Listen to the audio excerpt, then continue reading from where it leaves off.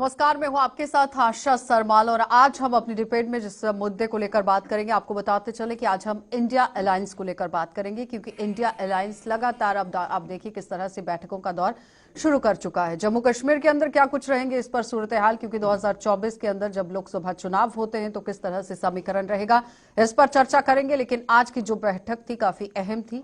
चलिए पैनल की ओर बढ़ जाते हैं। बीजेपी पार्टी से अजय बड़ू जी हमारे साथ हैं, बहुत बहुत स्वागत जुड़ने के लिए। उनके साथ ही आपको बताते चले कि वीरेंद्र सिंह हमारे साथ पीडीपी पार्टी से हैं, आपका भी बहुत बहुत स्वागत जुड़ने के लिए। नम्रता शर्मा हमारे साथ कांग्रेस पार्टी से हैं, आपका भी स्वागत। शेख बशीर अहमद जी हमारे साथ यहाँ पर नेशनल कॉन्फ्रेंस पार्टी से हैं, आपका भी बहुत बहुत स्वागत जुड़ने के लिए। सबसे पहले तो संजय जी मैं आप ही के पास आऊंगी कि जिस तरह से आज इंडिया अलायंस हुआ है और लगातार बैठकों का दौर जो है वो शुरू हो गया है और एक एक करके बैठक जो है वो इस वक्त देखी जा रही है, किस तरह से बीजेपी पार्टी से देख रही है? देखिए, इंडिया अलायंस की 2 बैठकें पहले हो चुकी हैं और तीसरी बैठक करने में उनको 3 महीने लगे हैं। और इन 3 महीनों में जैसा आप जानती हैं कि यहाँ 5 प्रदेशों के चुनाव थे और उस चुनाव में सो कॉल्ड जो ये इंडी अलायंस है, तो किस तरह का बिहेवियर उनके नेताओं का एक दूसरे के प्रति रहा, ये उनका अपना मसला है, हम इसमें ज़्यादा नहीं बोलेंगे।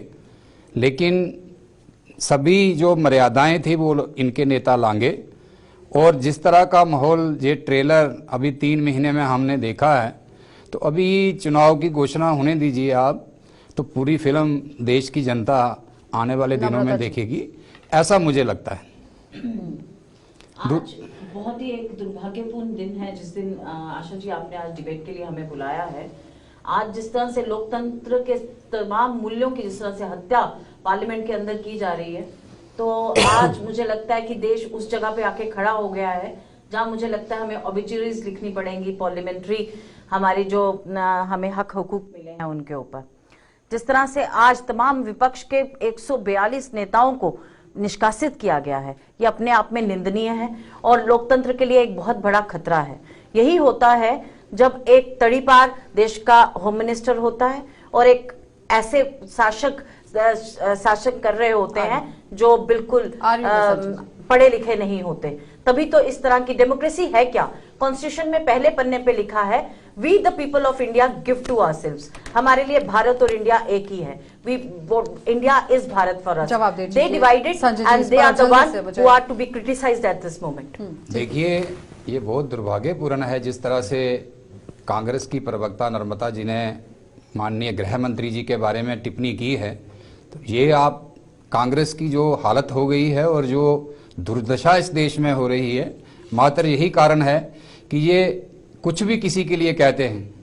जिन्होंने 1975 में इस देश में इमरजेंसी लगा के तार तार किया हिंदुस्तान के लोकतंत्र को, और आज वो लोकतंत्र की दुहाई देते हैं जब देश की जनता उनको नकार चुकी है, तो ये अच्छा नहीं लगता। आशा जी, इशू यह है कि इंडिया अलायंस जो है वो आज भी मीटिंग हो रही है और संजय बड़ू जी ने कहा कि अभी इनकी 2-3 मीटिंगें हुई हैं। इंडिया अलायंस जो है वो अपोजिशन के वो लोग हैं जो सारे ही चाहते हैं कि जो मौजूदा सिस्टम है इसको बदला जाए, मौजूदा निज़ाम को बदला जाए। उसमें बहुत सी पार्टियां शामिल हैं और जिनका हवाला संजय जी ने दिया कि जो हालिया चुनाव हुए हैं वहाँ जहाँ तक मेरा नॉलेज है या मैंने सुना है कि उन स्टेट्स के अंदर इंडिया अलायंस इकट्ठा नहीं था, वो अलग अलग चुनाव लड़ रहे थे, सारे उसमें लड़ रहे थे।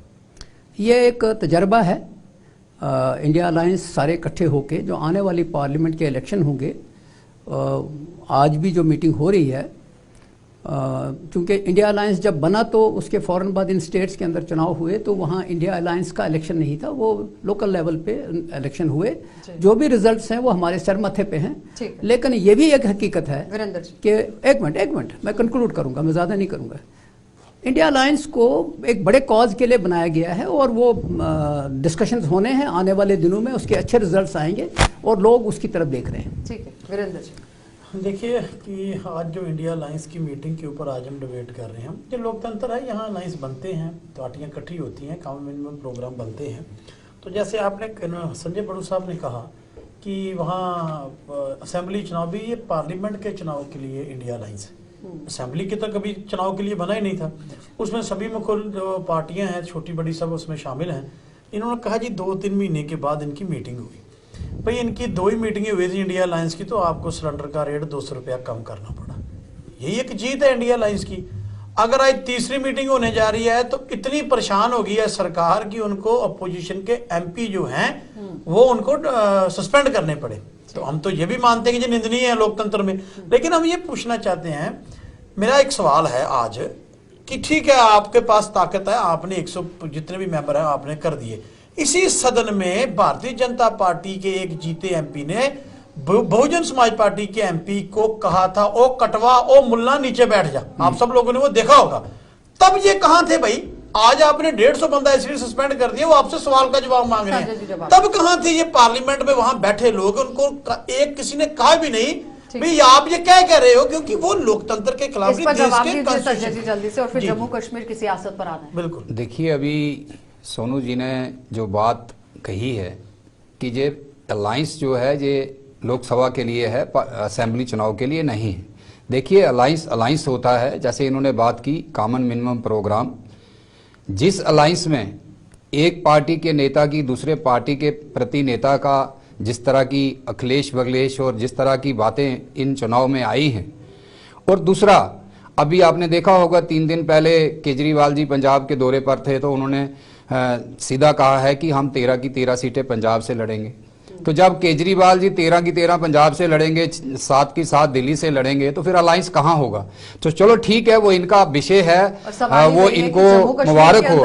लेकिन मैं खाली एक चीज कह के अपनी बात समाप्त कर रहा हूं कि भारतीय जनता पार्टी लोकसभा का चुनाव लड़ेगी और 400 सीटें लाएगी और 50% से ज्यादा वोट लेके हमारी जो एनडीए गठबंधन है वो जीत के आएगा। ये आप चुनाव के बाद देखिए। कमेंट कीजिएगा जल्दी से तीनों पार्टी। जीत के आएगी, ईवीएम पास है, बाकी जीत के आएगी नहीं आएगी लोकतंत्र में इतने यकीन से कहना, जबकि लोकतंत्र के अंदर जो भी एक एमपी जीत के जाता है वो 2.5 लाख से ऊपर जो वोटर्स हैं वो उनको चुन के वहां भेजते हैं और उनको 1 मिनट में निष्कासित कर देना। और देखिए कितना आज एक विडंबना की स्थिति है कि जिस मेंबर पार्लियामेंट ने उनको पास दिए, जो अंदर घुसे जब ब्रीच हुआ, वो आज भी निष्कासित नहीं है। और वहां पे और देखिए जो वहां आरएसएस के बीजेपी के लोग थे वो तब भी उसी तरह से डरे हुए और सहमे हुए नजर आए, और लड़ कौन रहा था वहां? तब भी ऑपोजिशन वहां खड़े होकर लड़ रही थी उनसे। तो आज ये कहते हैं हम 400 से ऊपर सीटें लाएंगे। देखिए, पहली चीज यह है कि इंडिया अलायंस आने वाले वक्त में अपना रंग दिखाएगा और किसी को वहम गुमान में रहना नहीं चाहिए। इसके साथ साथ जो पार्लियामेंट के अंदर हो रहा है, जो पूरे इंडिया के अंदर हो रहा है, पूरे इंडिया के अंदर हम तो समझते थे कि जम्मू कश्मीर के अंदर ही कैजुअलिटी हो गई है डेमोक्रेसी, अब पूरे इंडिया के अंदर कैजुअलिटी हो गई है। ये जो एमपीज को वो निकाल रहे हैं उसको बाहर पार्लियामेंट से, तो ऐसा लग रहा है कि ये पार्लियामेंट के अंदर सिर्फ गवर्नमेंट रूल करने वाले रहेंगे, बाकी बाहर जो कि मंत्री हैं वो कह रहे हैं कि जब भी इंडिया अलायंस की बैठक होती है उसमें से एक शख्स जो है वो कम हो जाता है या फिर वो वीडियो कॉन्फ्रेंसिंग के साथ जुड़ता है, क्योंकि झारखंड के सीएम आज सारंग जो है वो वीडियो कॉन्फ्रेंसिंग के जरिए जुड़े हैं। बशीर जी, वो आप बेहतर तरीके से जानते होंगे। वीरेंद्र जी, मैं आपको देखिए ऐसे है कि जहां तक इंडिया अलायंस की बात है, उनकी चिंता तो हम 3 लोगों को करनी चाहिए जो उसमें शामिल हैं। लेकिन मैं खुश भी हूं कि भारतीय जनता पार्टी को इंडिया अलायंस की कितनी चिंता है, ये अपने काम से ज्यादा उनको डिस्कस करते हैं। अच्छी बात है, क्योंकि जो चीज सामने नजर है, सुनिए मैं कह रहा हूँ, मेरी सुन लीजिए। माना कि तेरी दीद के मैं नहीं हूं काबिल, तो मेरा शौक तो देख, मेरा इंतजार तो कर। मान लेते हैं आपको नजर आ रहे हैं इंडिया अलायंस कुछ नहीं है, लेकिन देश की जनता को फैसला करने दीजिए, देश की जनता के पास जाएंगे। उस बीच में इंडिया अलायंस के अंदर अभी भी कश्मकश की स्थिति बनी हुई है। सोनिया गांधी भी मौजूद है, डॉक्टर फारूक अब्दुल्ला भी मौजूद है, महबूबा मुफ्ती भी मौजूद है। उस बीच में ममता बनर्जी का भी एक जवाब सामने आता है कि वो तैयार है बातचीत को लेकर। 2 सीटें उनके पास जो है, अखिलेश यादव के पास जो 5 सीटों को लेकर वो बात बन रही थी, क्या अभी उस पर सहमति बन पाएगी? किस तरह से अलायंस रहेगा ये तो देखने वाली बात है। लेकिन अब जम्मू कश्मीर की सियासत पर आ जाते हैं ना कि जम्मू कश्मीर और लद्दाख में किस तरह से सूरत हाल रहेंगे। तो मैं अपने दर्शकों को यहाँ पर बताना चाहूंगी कि 370 के बाद यहाँ पर लोकसभा जब चुनाव अगर होते हैं तो किस तरह से पहले का जो समीकरण था और आज का समीकरण कितना बदलेगा, अब इस पर चर्चा कर लेते हैं। क्योंकि बीजेपी के पास 3 और नेशनल कॉन्फ्रेंस के पास 3 यहाँ पर सीटें जो हैं वो बताई जा रही हैं। लेकिन उस बीच में लोगों का सुझाव क्या है, यानी कि एग्जिट पोल के तौर पर बात करें कि लोगों की राय क्या कुछ है, वो समझ लीजिए। क्योंकि नेशनल कॉन्फ्रेंस के पास 17% वोट शेयर जो है वो बनता है, वोट वो पा सकती है। कांग्रेस पार्टी 10% वोट यहां पर पा सकती है। डीपीएपी की बात हो रही है, गुलाम नबी आजाद जी की जो नई पार्टी बनाई गई है उसको लेकर बात करें तो 7%, और उसके साथ साथ अदर जो पार्टियां यहां पर हैं वो 12% वोट पर सिमट जाएंगी। यानी कि जम्मू कश्मीर के अंदर बारामूला, श्रीनगर, अनंतनाग, उधमपुर, जम्मू और लद्दाख सीट है जिस पर ये पूरा खेल जो है वो अब रचेगा और इस पर ही पूरा समीकरण जो है वो बनेगा। ये डिटेल दर्शकों के सामने रखना बहुत जरूरी है क्योंकि डिबेट तो इस पर हो रही है, लेकिन लोगों को ये पता चलना चाहिए कि कहां कहां पर किस तरह से बदलाव देखने को मिल सकता है। उसके बाद यहां पर 3 सीटें जो कि पहले भी रही हैं, नेशनल कॉन्फ्रेंस की यहां पर पकड़ जो है वो ज्यादातर देखी गई है, जिसमें अनंतनाग है, श्रीनगर, बारामूला, उधमपुर और लद्दाख के अंदर बीजेपी।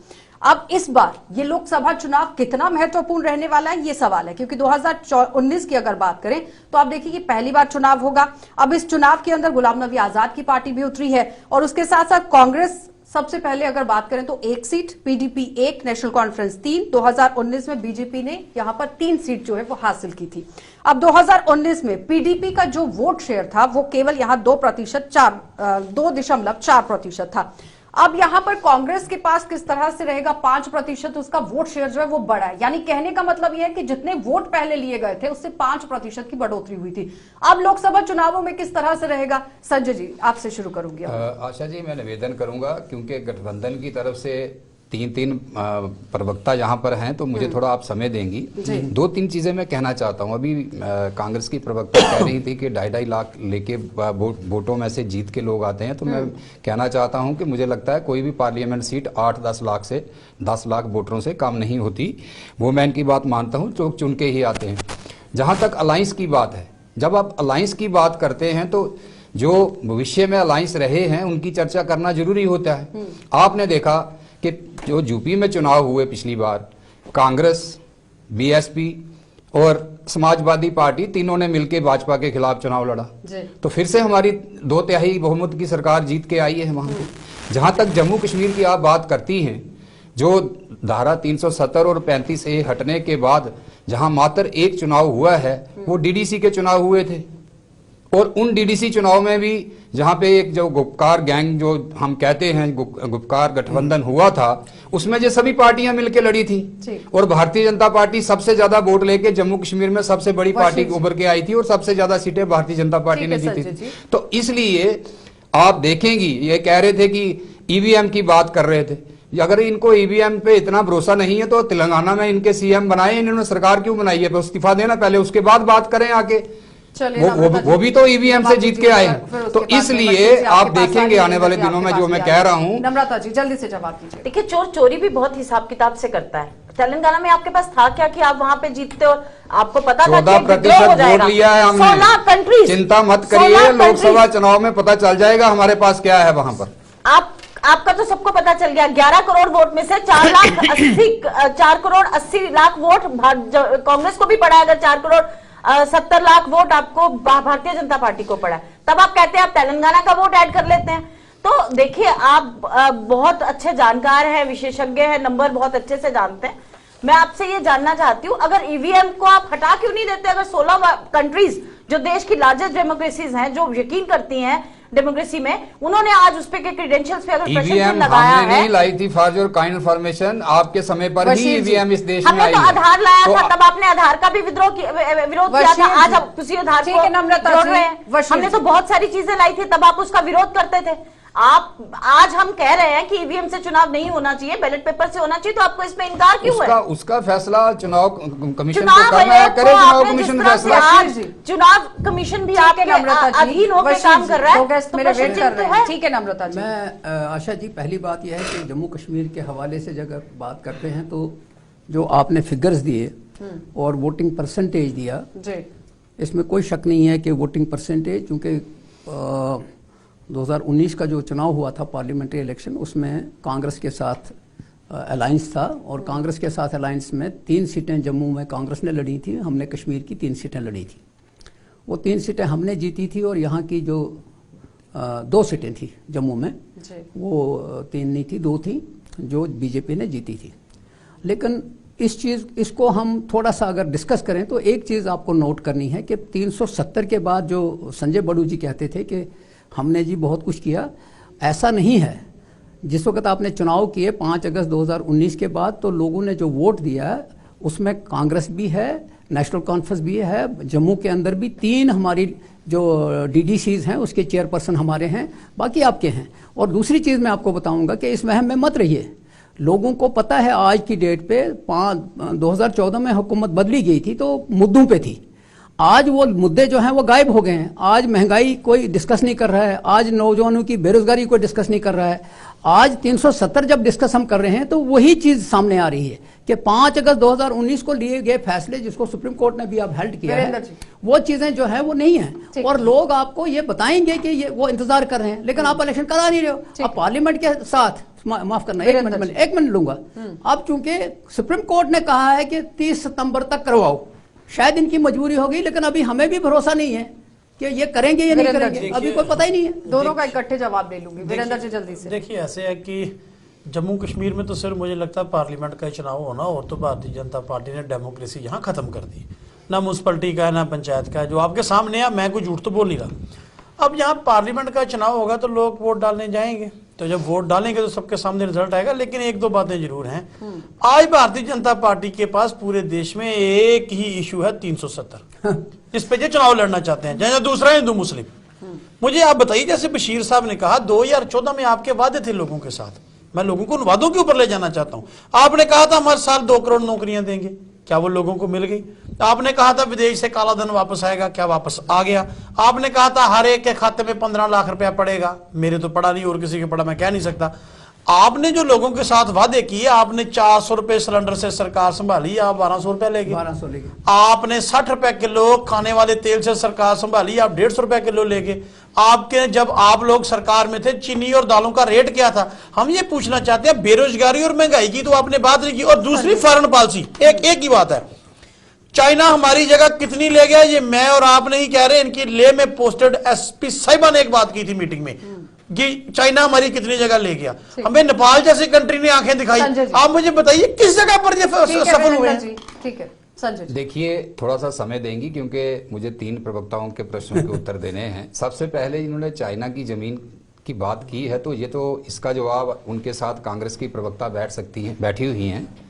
तो ये 1962 से लेके जब तक इनकी सरकारें रही, तो भारत का कितना हिस्सा चाइना के पास है, तो ये हिसाब किताब जरा उधर ही करेंगे तो ठीक है। हमारे समय में 1 भी इंच जमीन भारत की जो है वो नहीं गई है। और दूसरी चीज, पहली बार ऐसा हुआ है कि चाइना के फोर्सेस के सामने जब भी उन्होंने कोशिश की है, हमारी फोर्सेस खड़ी हुई हैं और मुंह तोड़ जवाब दिया है। दूसरा, भाई साहब अभी दालों की बात कर रहे थे, जहां तक मुझे याद है 2012-13 में कोई भी दाल 100 रुपए किलो से नीचे नहीं थी। जरा मार्केट जाके चेक कर लें, आज कोई भी दाल जो है 100 रुपए के ऊपर नहीं है। 250 की बात छोड़िए। अब भाई साहब जरा घर का सामान मैं भी खरीदता हूं, इसलिए मुझे दूसरा, जहां तक इन्होंने बात की कि हम डेवलपमेंट के इशू को लेके आए थे, कि ये कह रहे थे कि मात्र एक ही इशू है इनके पास, धारा 370। भाई भारतीय जनता पार्टी कहती नहीं है, जो कहती है वो करती है। हमने 3 तलाक की बात की थी, आज देश को 3 तलाक पर हमने कानून दिया है। हमने राम मंदिर की बात की थी, भव्य राम मंदिर 22 जनवरी, आप पूछते थे राम मंदिर बनाएंगे, तिथि नहीं बताएंगे, तो आज 22 जनवरी है। आप भी साधारण मंत्री हैं, आप सभी वहां पे आइए। दूसरा, देश की इकोनॉमी जब 2014 में, भाई मैडम जी, सुप्रीम कोर्ट में आपकी सरकार उसके विपरीत जाके खड़ी होती थी, हमारी सरकार ने मंदिरों में चुनाव और दूसरा नहीं एक मिनट, मैडम जो मेन बात पीछे रह रही है। और दूसरी जो डेवलपमेंट की इन्होंने बात की है, जब ये कांग्रेस के लोग 2014 में सरकार छोड़ के गए थे, मोदी जी देश के प्रधानमंत्री बने थे, हम इकोनॉमी में 10वें स्थान पर थे दुनिया पूरे विश्व में, आज 5वें स्थान पर है और अगले 1 साल में 3रे स्थान पर होंगे। आज जम्मू की बात कर रहे हैं हम, जम्मू डिस्कशन कर रहे हैं, Jammu Kashmir, AIIMS, IIT, IIM, HIM और कितने यहाँ पे 37 हाईवे बन रहे हैं। इनके पास कहने को कुछ नहीं है, इनके पास कहने को कुछ नहीं है, इसलिए मात्र के फ्रस्ट्रेशन में ये सारी ऐसी बातें करते हैं। ये जो IIM, IIT, एम्स की आप बात करते हैं ना, ये जो वर्ड्स आए ना, ये वोकेबुलरी में ऐड किए गए पंडित जवाहरलाल नेहरू की दूरदर्शिता द्वारा। जवाहरलाल नेहरू जी जब तक प्रधानमंत्री थे, इंदिरा गांधी जी कितने वर्ष तक प्रधानमंत्री रही, दूसरा एम्स नहीं बना हिंदुस्तान में, और पिछले 14 सालों में 14 एम्स करके गई थी और सक्सेसिव गवर्नमेंट उसी को कंटिन्यू करती है। बड़ी दुर्भाग्यपूर्ण बात है कि आज जो व्यथा है देश की, नौकरियों पे बात करने से आप घबराते हैं। देश की जनता आपको चुनाव में दिखाने वाली है, आप 50 भी नहीं क्रॉस करेंगे इस बार। अगर ठीक है, मैं आपको हमारी बहुत चिंता है। आशा जी, मैं आपको एक बात बताता हूं, चूंकि हम जब डिबेट करते हैं तो 2 चीजों का ख्याल रखें। एक ये कि जिस तरह मैंने पहले कहा कि 2014-2019 के जो मुद्दे हैं, आप लोगों ने बीजेपी को नहीं कहा कि 5 साल में हो सकता है, नहीं हो, अब 9 साल हो गए हैं। अब जो लोग हैं वो हिसाब किताब मांगते हैं, अब वो नौकरियों का भी हिसाब किताब लगा रहे हैं, अब डेवलपमेंट का भी हिसाब किताब लगा रहे हैं। इंडिया को छोड़ दीजिए, मैं उस तरफ नहीं जाऊंगा, जम्मू कश्मीर में, चाहे कश्मीर में जाओ चाहे जम्मू में जाओ, मैं कश्मीर में अभी चूंकि लेटेस्ट गया वहां, वही है जो 2014 से हुआ है। 2014 के बाद सिर्फ इन्होंने दीवारों को पेंट किया हुआ है। जम्मू के अंदर कोई पुल नहीं, कोई सड़क नहीं, हाँ दीवारों के ऊपर पेंट किया। ये दीवारें, नई दीवार कोई नहीं बनाई। अब ये जहाज में घूमते हैं, एक मिनट, जहाज में मैं कंक्लूड करूंगा। वो ये सब के बावजूद एक चीज की तरफ है, ये संजय बड़ू साहब मेंबर रहे इसमें कॉर्पोरेशन के, परसों एक ऑर्डर इशू हुआ, इनके जमाने में ही वो प्रपोजल था, इन्होंने टैक्स को 80 गुना 400 गुना बढ़ा दिया। इन्होंने हर एक, हाँ 400 गुना इन्होंने बढ़ा दिया, इन्होंने गरीबों की कमर तोड़ दी है। गरीब इनका जवाब देंगे, और ये वहम में है कि डंडे के जोर पे हमेशा नहीं चलता, वक्त आएगा इनको फेस करना पड़ेगा। संजय जी जवाब दीजिए। देखिए, पहली बात तो मैं खंडन करता हूं कि जेएमसी में जो अभी रेट्स रिवाइज हुए हैं, हाँ। भारतीय जनता पार्टी ने की हैं, सरकार की तरफ से हुए हैं। हाँ, आप ये सरकार की तरफ से नहीं रहा आपका कोई भी सड़कों पर आके, सरकार की तरफ से एसी रूम में बैठ के बातें करते हैं। ना एसी में आप बैठते हो। दूसरा, आप बड़े सीनियर नेता हैं, मैं आपकी बहुत इज्जत करता हूँ, लेकिन ये जो आज आपने बात कही है कि जम्मू में सड़कें नहीं है, तो मुझे इस बात वही है, मुझे बताओ कौन सी सड़क नहीं बनाई आपने? वही है ना, मुझे बताओ तो सही। आप जाते नहीं है, इतने बड़े हाईवे बने हैं जहाँ आप जाके हाईवे है ना, कितने बड़े 6 लेन्स का काम के जमाने के प्रोजेक्ट जी। ठीक है, ऐसे है कि मैंने 3 मुद्दे पूछे थे संजय बड़ू साहब से, इन तीनों पर वो नहीं आए, ये फिर मंदिर पर गए। ये इनकी मजबूरी है। आप गए ना, मैं थोड़ी गया, एम्स में आपकी दे रही हूँ जम्मू की जनता, मैंने आपको बिल्कुल इंटरप्ट नहीं किया।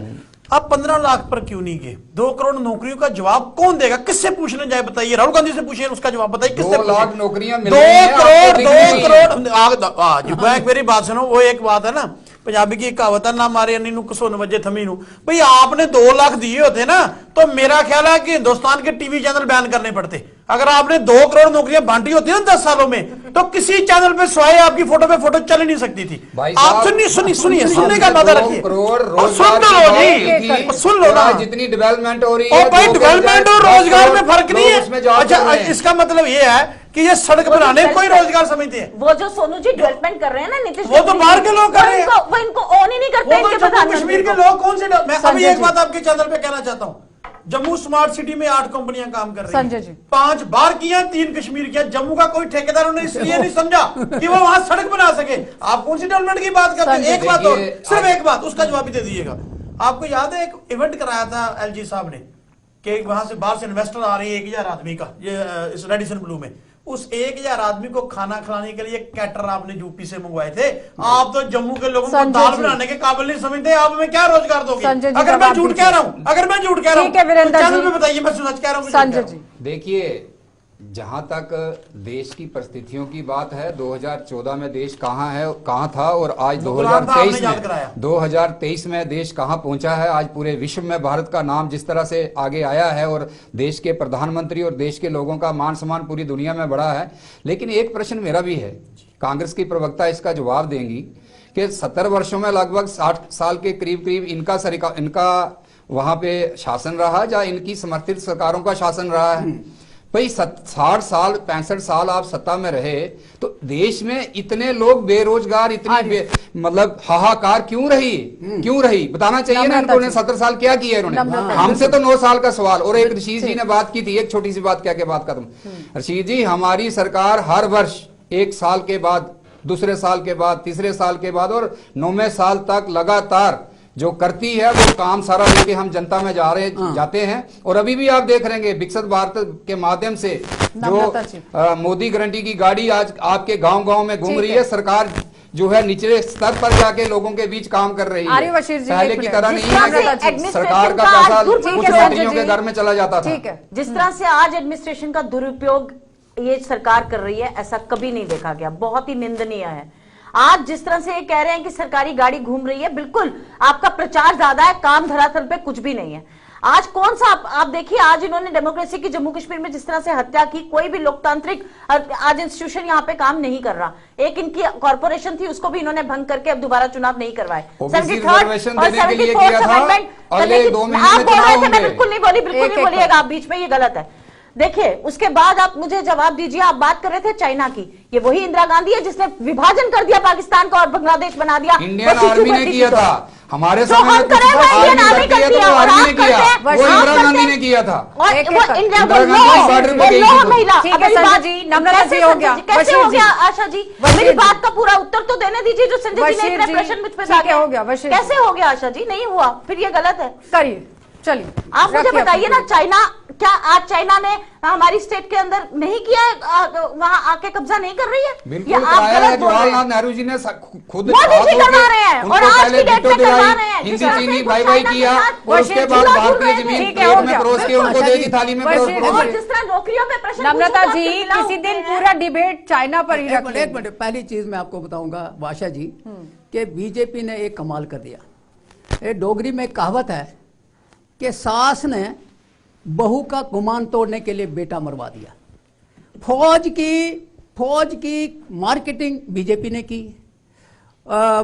ये जो 370 को हटाने का जो किया, उसकी मार्केटिंग पूरे इंडिया में इन्होंने किया, क्योंकि 370 तो जम्मू कश्मीर के ही अंदर नुकसानदेह हो गया और पूरे इंडिया के अंदर उन्होंने उसको इस्तेमाल किया।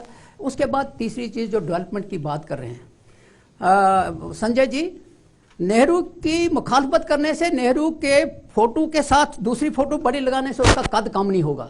जो इंडिया आपको मिला वो नेहरू की उसी पॉलिसी का हिस्सा था। वो बिल्कुल उस वक्त, जिस वक्त नेहरू साहब थे, उस वक्त इंडिया के पास कुछ नहीं था, सुई नहीं बनती थी। इंडिया जब मोदी जी आए तो एक बहुत ही अच्छा इंडिया था। हाँ, जिसकी आप वो कर रहे हो, आपके खाते में अभी जाने वाला कोई नहीं। देखिए, ऐसे जैसे बशीर साहब ने कहा भी, जो 2014 के बाद सरकारी कंपनियां बेची गई तो वो देके कौन गया था? वो किसने बनाई थी? जैसे उन्होंने कहा कि 2014 से पहले नहीं था देश। भाई जो आपने सेल आपने बेच दी, रेल आपने बेच दी, जहाज आपने बेच दी, वो तो यही तो छोड़ के गए थे कांग्रेस के जो आपने बेचे हैं। नंबर दूसरी बात, मैं इसमें एक भी बात कहना चाहता हूं। इन्होंने कहा कि जब चाइना पाकिस्तान के टुकड़े 2 हुए तो इंदिरा गांधी जी गए थे लड़ने। तो मैं इनसे पूछना चाहता हूं, चाइना की सरहद पर ना तो अमित शाह जी जाते हैं, ना माननीय नरेंद्र मोदी साहब जाते हैं, ना मैं जाता हूँ, ना नम्रता जहाँ, तो फौजी जाती है। फौज हम सब की है भाई, फौज के नाम पे वोट आप मांगते हो। हम ये कहते हैं फौज को काम करने दो, हम थोड़ी कहते हैं कि आप वो काम नहीं करते। वाला भी सवाल आपके पास आ गया, पंडित जवाहरलाल नेहरू जी का भी सवाल आपके पास आ गया और उसके साथ साथ वीरेंद्र जी का भी सवाल आपने सुना। जवाब ऋषि जी ने जो जवाहरलाल नेहरू जी के सवाल की बात की है, मैं इनकी बात से सहमत हूँ। जहाँ तक देश के प्रधानमंत्री हमारे कहते भी हैं कि जो पिछले प्रधानमंत्रियों ने आपने यथाशक्ति सब किया, लेकिन ये बिल्कुल सही है कि ये जो देश जिन हालात में भाजपा या मोदी जी को 14 में मिला है, इसके लिए अगर कोई जिम्मेवार है तो मैं मानता हूं कि बिल्कुल जवाहरलाल नेहरू हैं। नहीं तो जब इंडिया और पाकिस्तान की लड़ाई और हमारी फौजें लाहौर तक पहुंच गई थी तो आज पीओजे के हमारे पास नहीं है, ये बिल्कुल नेहरू जी की देन है। धारा 370 और 35 से जम्मू आप में हिस्ट्री लगाई पढ़ते गई। ध्यान से, आप उतनी बिल्कुल पढ़ते नेहरू हैं, जी आपको की तो देन है। आज अक्साई चीन जो है चाइना के पास है, बिल्कुल नेहरू जी की वो है। इन सब के बगैर हमारे भारत का नक्शा आज दिखाई देता है, तो इसमें पूरा वो ठीक है, है। संजय। दूसरा आप कह रहे थे, मैं बीच में नहीं बोल रही, अब आप बीच में। जहां तक आर्मी की इन्होंने बात की है सोनू जी ने, मैं बिल्कुल कहना चाहता हूं कि आर्मी कोई भी काम करती है उसमें राजनीति नहीं होनी चाहिए, लेकिन हमने आर्मी के लिए नहीं, हमने देश के लिए और देश की आर्मी के लिए काम की। 1 रैंक 1 पेंशन किसने दी? 2014 के बाद आके मोदी जी ने दी।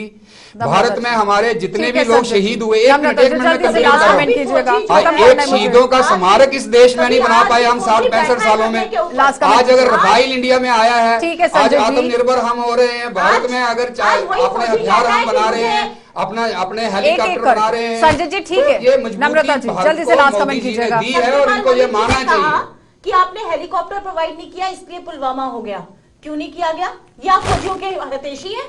उन्होंने कहा कि उनको बुलेट प्रूफ जैकेट्स नहीं दी गई इसलिए पुलवामा बिल्कुल हुआ। नहीं दी गई। आज जिस बिल्कुल ये- और ये- इसीलिए ये- पुलवामा ये- हुआ। ये- मान गए ना? नहीं, वही तो बुलेट प्रूफ जैकेट और दी इसीलिए नहीं। आज जब हम सरकार जिस में तरह से आए तो आज बुलेट खाने प्रूफ के लिए जैकेट बशीर जी, लास्ट कमेंट कीजिए। ये किया है बशीर जी, आज जो मुंबई में हमला ठीक होता है, नम्रता है, जी, आर्मी देश चीफ चला रहे क्लियरेंस हैं। मांगते संजय हैं कि जी, हम पाकिस्तान में घुसेंगे, संजय ये जी, क्लियरेंस नहीं देते हैं। संजय जी, मैं एक चीज का जवाब बुलेट चाहता प्रूफ हूँ। मैं एक जैकेट की चीज बात हो रही है और आप कह रहे हैं बिल्कुल नहीं दी। अच्छा, मैं एक चीज ये आपका जवाब मैं एक था। चीज नहीं, का मैं ये कह रहा हूँ क्लियर कि कीजिए। आर्मी पिछले कई वर्षों से बुलेट प्रूफ जैकेटें मांग रही थी, लेकिन यूपीए सरकार ने उपलब्ध नहीं करवाई थी। सामने आने के बाद बशीर जी, ठीक है, हो गया इस तरह से नहीं, शोर से नहीं। बशीर जी जल्दी से लास्ट कमेंट मैं कीजिएगा। एक चीज कह के खत्म करूंगा कि अगर सब कुछ ठीक है तो इलेक्शन से क्यों भाग रही है बीजेपी? बिल्कुल नहीं और भाग रही जम्मू है कश्मीर में BJP. Jammu Virendra ji, last comment देखिए, कीजिए। मैं सिर्फ एक ही आ बात रही हूँ मैं कहना- संजय जी, मैं closing सिर्फ के लिए मैं सिर्फ आपके एक ही पास। बात कहना चाहता हूँ, ना सेना के नाम पे राजनीति करो,